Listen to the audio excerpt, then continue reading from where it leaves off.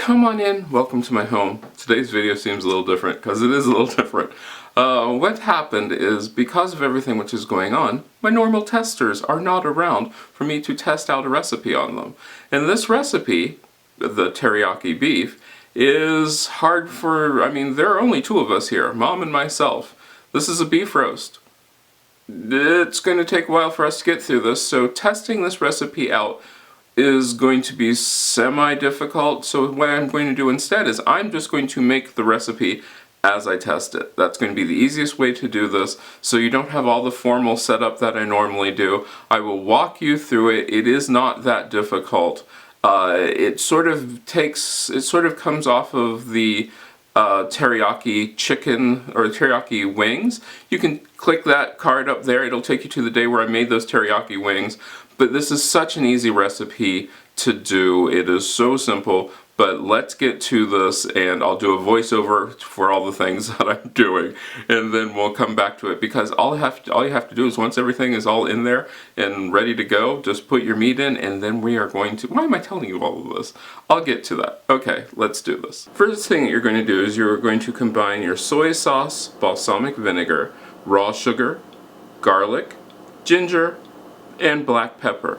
Put that into your slow cooker, and you're going to put the slow cooker on high and mix that until the sugar has dissolved. Might take a little while, but you could also do this on a stove and then just pour on a pan on a stove, then just pour the container into the slow cooker. Then, once everything is all mixed up, then you're going to add your roast. I just put my nice roast in there. The reason I'm doing this recipe is because, yes, that was a pretty expensive roast, and it's just for the two of us, so yeah, I don't want to do this recipe multiple times for just the two of us for the foreseeable future.